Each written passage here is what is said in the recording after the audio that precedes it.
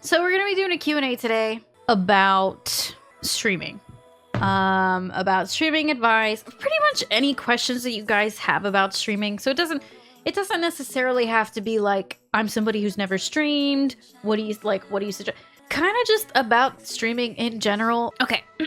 So the entire reason that we're doing this Q&A about streaming is because recently some things have come up about just some sketchy things with streaming advice and the advice not being free or people getting taken advantage of. I think that streaming advice should be free, should be more available to people that want to succeed on this or whatever platform they choose. So I came up with this idea last week that we were going to do a Q&A today. We would talk with questions in Twitch chat, and then we would turn it into a video that I could put out on YouTube or TikTok or wherever and kind of at least put my take on it and my advice, put that out there for people to actually be able to reference. I've been a streamer for 6 years, so I've been in this game for a long time. I've had a lot of ups, I've had a lot of downs, and I feel like people could benefit from the information that I have and that I've gone through.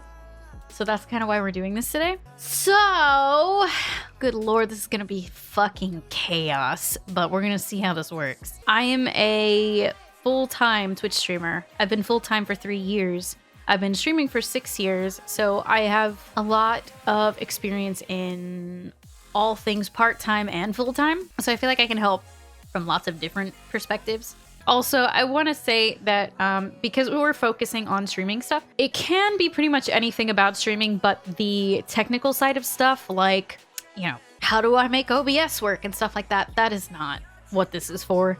This is more Twitch etiquette and advice that way. It's not how I'm gonna set up my settings and things like that. There's a ton of YouTube videos out there, ton of things you can Google for that information.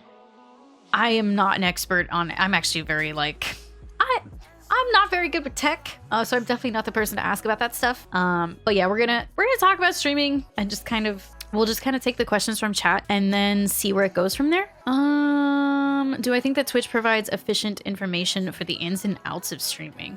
I know that they've started their creator camp. Granted, I've actually not checked that out. I don't really feel like there is a lot of information out there for people trying to get into streaming. Definitely not from Twitch's side. Definitely not. There's a decent amount of people on YouTube and stuff like that giving information, but I don't think Twitch really is. I don't know if you've heard about Nico and the situation with Twitch. She's another female streamer that recently learned that someone faked a relationship with her. What's your advice for handling comments that might be directed towards females? What's your advice for upcoming female streamers and how you handle the sexist comments surrounding that? Thank you for streaming and for everything you do.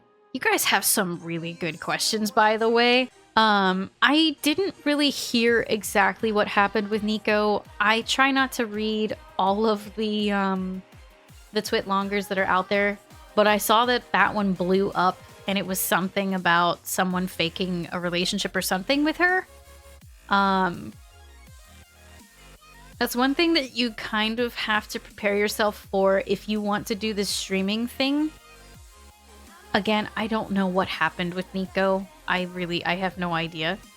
Lots of people will kind of test those boundaries with you. There was one thing that I learned very quickly on Twitch was I was raided by 4chan my first month into streaming, and they came in harassing me saying all these horrible things, that they had my IP address, they knew where I was, yada, yada, yada. And I found out really quickly that Twitch is a bit scarier than you might realize. It really puts yourself out there. So that's when I had to kind of start to thicken up my skin, which is not something that people want to hear, but you have to be very sure of yourself on Twitch. It actually changed me. Twitch caused me to have to grow as a person, to become more confident in who I am and what I do, because so many people will come in and doubt you and harass you. And that Nico stuff kind of ties in a little bit there, because I've had people really cross boundaries with me.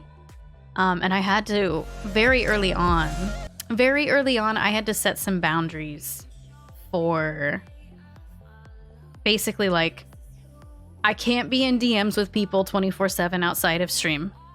When you're a smaller streamer, people are very drawn to the fact that they can get a lot of your attention because there's not a lot of people around your community to like pull your attention all these other ways. So it feels like those people get a lot of your attention. And a lot of the time that will, you're easily accessible is a good way to put that. A lot of the time viewers, when you're a smaller streamer, will mistake that attention that you give them because they're like one of the only people in your chat. So it's like you're having a conversation with them all the time. They kind of like, they develop these feelings and they create situations in their head where they think that they're romantically involved with you or that you are romantically interested in them. That was something I was not prepared for with Twitch, especially when I was at the smaller size. A lot of people started to like try to get more of your attention outside of your stream, and it starts getting very tough to define those boundaries if you are kind of like in DMs with all of these people all the time. Obviously, like, make friends, have fun with people, game with them, play outside of stream if you want to, but keep in mind that you probably want to be setting some boundaries because a lot of people will start to mistake that for something romantic. I don't really know what it is, but I've seen it happen so many times where it's just, you don't have a lot of people talking in your chat. So you're having like these one-on-one types of conversations with people like every day. Your viewers start to learn a lot about you. It can get very creepy very quickly. And I know not everybody's out there being creepy. Like, don't think that like not every single person is out there to be like creepy towards you and try to pick you up. But it's actually very, very common. I stream Monday through Friday. On my weekends, on my weekends, I disconnect. I am not answering Discord DMs other than very sporadically. I'm not really doing email stuff that much either. Like, I'll check it like one time just to see if there's anything like super important. Otherwise, it can wait until Monday when I'm back. So you kind of need to put some of those boundaries in there for your own sanity, because you'll go insane if you don't. I found that out very quickly. So I think that if you're going to be a streamer, no matter what size, your off day should be a day. Hopefully it's not just one off day, but your off day needs to be a day where you disconnect. It needs to be a day where you're not on social media, you're not responding to shitloads of DMs. You need time for you, for relaxing, for the self-care, whatever it is. Because for a very long time, I did not do that, and it burned me out to my core. And I've only just really started to realize that and to put that as like a boundary for myself and other people. Do you have work times during the week as well? Like 8 to 5, 9 to 6 is when you stream / answer DMs or emails, and after that is your free time. So the way that it works for me is I stream Monday through Friday. Monday through Friday, I work the entire day. I know that is insane. From the time that I am up until the time that I go to sleep, I am generally doing some kind of thing for streaming. I'll allow myself like an hour for dinner and like a TV show, or maybe 2 hours. But my weekends are my time. I am disconnected. And that is how that works. In terms of putting yourself first, I know you used to stream 6 days a week and then you removed Saturdays. Is that something that you wish you implemented sooner, or did it come at the right time? I actually, honestly, I do wish I'd implemented that sooner. I used to stream 6 days a week, and my off day was working on Patreon, catching up on everything that I'd like not done throughout the week. And it basically just turned into a full 7 days a week of working constantly. I never had any breaks. And over the years, that killed me. I didn't realize it because it very slowly did it, but it destroyed my mental health. It destroyed my relationships that I had. It was not good. I wish I would have gone to 5 days a week a lot sooner than I did because I didn't realize how much it was actually making me feel like I was drowning. Those Saturday streams, I actually hated. I hated them for a long time, but I did them because it's like, you see all these big streamers doing 6 days a week or 7 days a week. And so like, you just think that that's what you're supposed to do. But if you can't handle that, that's okay. You don't have to be that person who is 6 and 7 days a week streaming. You don't do that with a normal job. So why would you do that with like a creator job? For a streamer that took an extended break, 6 months plus, what advice do you have on how to grow, getting back into things? There's so many good questions. Oh my God. Because I did the same thing. I took an extended amount of time from Twitch and I killed my channel. I was grinding my way up to like about 100 viewers a stream. I was maining Grand Theft Auto 5 online. So that was when I was in college. After college, I got a job that didn't allow me to have a consistent schedule on Twitch, which is one of the reasons that I preach consistency so bad. So I came back after a year of doing that. I was like, I wanna pursue Twitch more. I was still doing it part-time, like little bits, but I destroyed my channel. I came back to maybe 20 viewers a stream, maybe 30 viewers a stream. And I had to build back up to that 100 to get partnership and everything. My number one tip for if something like that, you need to set a schedule and you need to stick to it. That schedule needs to be something that is realistic for yourself. It needs to be something that is not, you're not overdoing it. So you're not doing 10, 12-hour streams every day. That's never going to work. I remember when I came up through the ranks, I remember this guy that I found that was literally doing like 14-hour streams every fucking day. It was like he was always online anytime I was on Twitch, which like in theory sounds like a good idea, maybe, because like you're always online so people always know they can count on you. That's not what happens. You're not entertaining at all when you do that because you have nothing to talk about because you're always on the platform. Also, like you need some of that time to be away for your community to like miss you, as weird as that sounds. I don't even really know how to like put that, but if you don't have time away from your channel to like have some experiences to bring back to your chat to be like, hey, I was watching this TV show. Have you guys seen it? Like, if you're never off of the platform doing other hobbies or whatever, you're not going to have anything exciting to talk about. So with setting that consistent schedule, do something realistic that's not going to burn you out, that you can actually stick to. Because I've seen a lot of people that are like, I'm going to do this schedule. And then they do it for like a week. And then it falls apart. They start taking off a bunch of time. You need to set a schedule. You need to post it somewhere. And you need to stick to it. Much like TV shows, if they change the time that the TV show's at, that's generally right as it's like getting canceled. You need, yeah, exactly, Mike. You need to stick to a time that people can expect you to be there. And I have definitely struggled with that. I try to stick within like 20 minutes of my go live time. It's very tough, but people have kind of learned that that's my like, that's kind of like my time period where like she might be there at 1, but it's probably like a little bit after 1. But that's okay. It's still sticking to a schedule. So that's my big advice there is stick to a schedule, post it somewhere. And when you're going live, you need to be telling every platform that you have, especially when you're going live as a smaller streamer, that you're going live.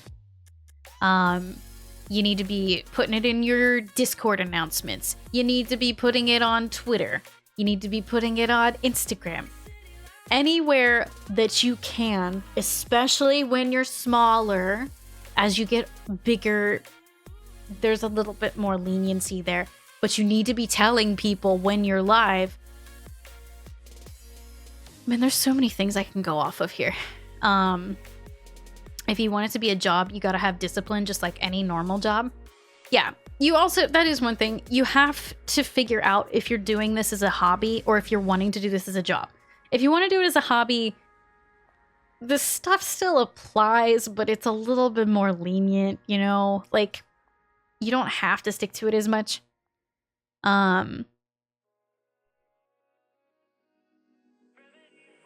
But I'm going at this from the idea that most people want to end up making it their job. Or they want to be successful at least and get those types of numbers.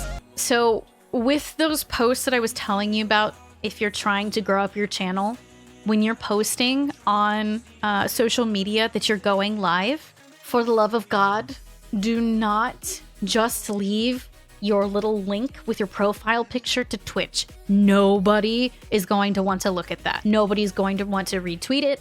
Nobody's going to want to interact with it. They're not going to want to like it, comment on it. If you are posting go live tweets, post something eye-catching or funny, something with it. That's why whenever you see mine, I usually do like those GIFs that are moving that are cute, or I'll do a funny clip or like a really good play I had in Dead by Daylight or something. I will post something that proves it's basically like an example of what my content is if you've never seen it before. You basically, yeah, it's an advertisement. You're trying to sell your stream to new people.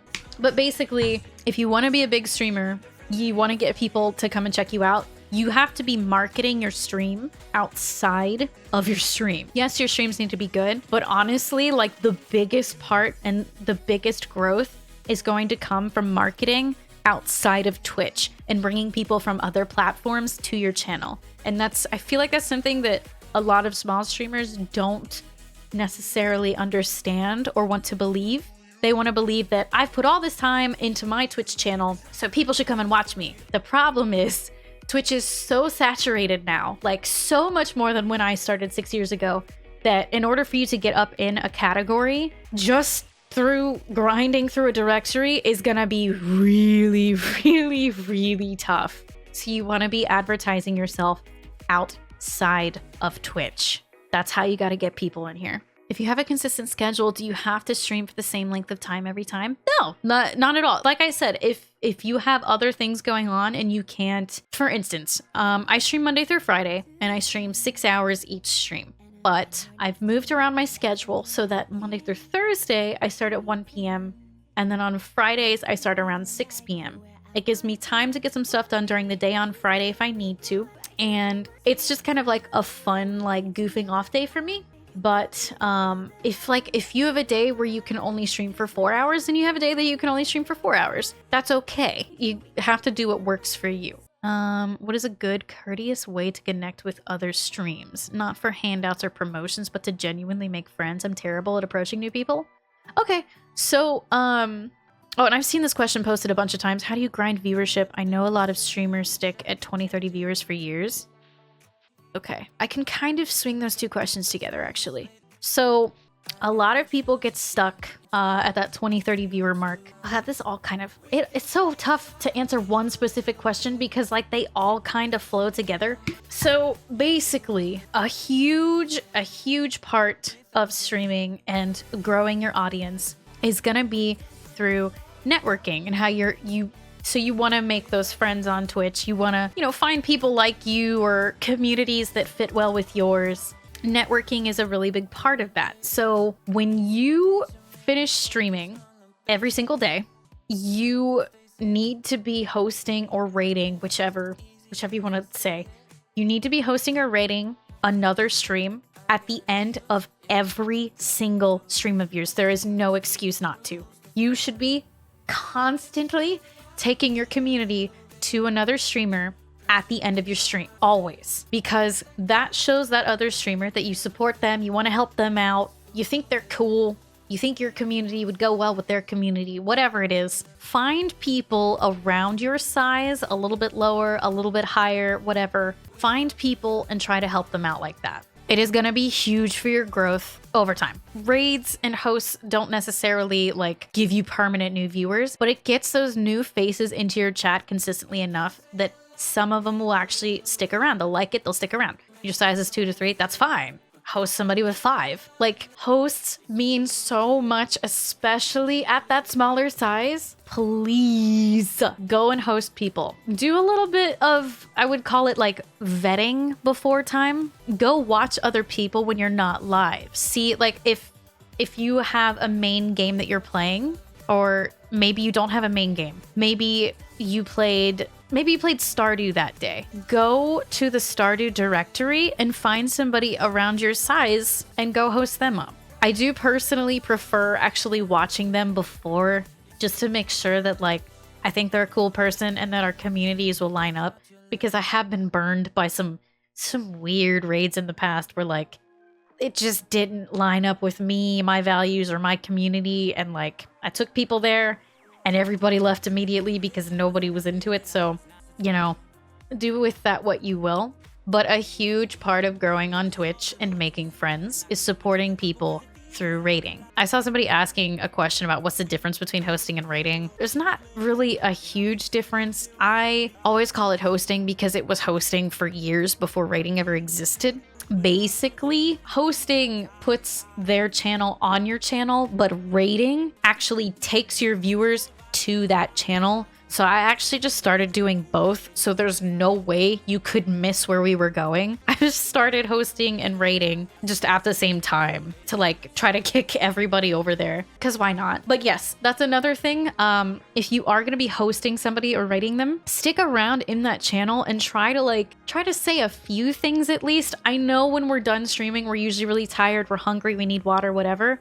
But especially if it's somebody that is, you don't know them, it's newer, stick around in there, try to hang out, have some conversations with their community, with the streamer. Like, you need to kind of build up those relationships a little bit. So obviously networking, you shouldn't really be going about it like hoping that these people are going to help you out, because at the end of the day, maybe you're not their cup of tea, or they're not your cup of tea. But you start to get your name out there, specifically when you are hosting within a certain directory. A lot of the time, it's easier if you have a main game to be hosting multiple people within that directory. You know what I mean? Don't always host the same person. Like, yeah, it's great to have like, you know, maybe you host this person on this day during the week. Like, you host so-and-so on Tuesdays. It's cool to do that, but make sure you're also hosting other people outside of that. Are there streamers who think it's weird if a stranger rates them? I think so, yeah. I've definitely had people that I've rated them and they didn't know me and they acted a little funky. I've definitely picked up on that before.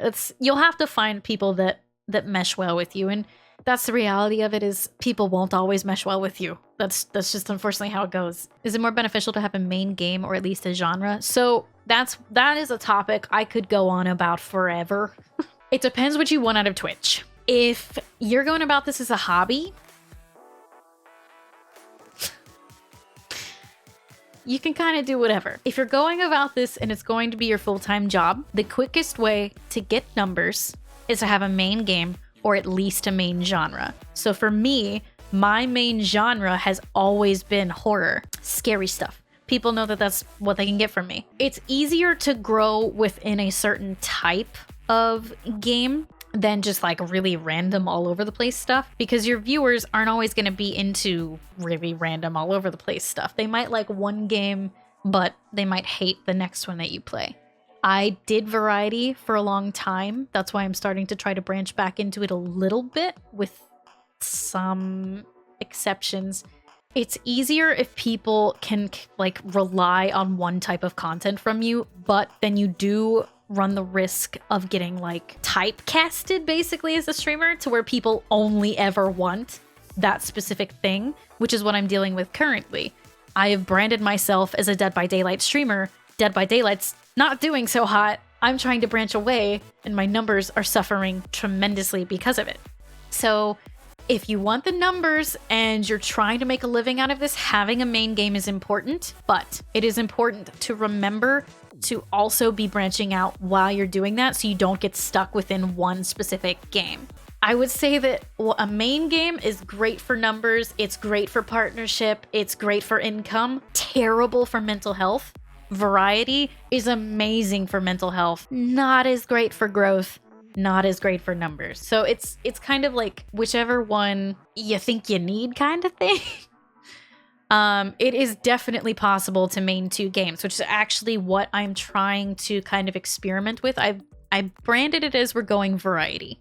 What it's actually turned into is more of I'm finding another main game to stream, and that's somehow making it easier.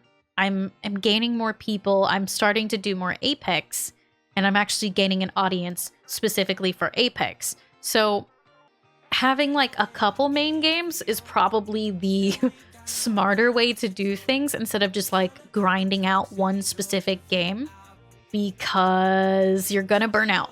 Just straight up, you will burn out.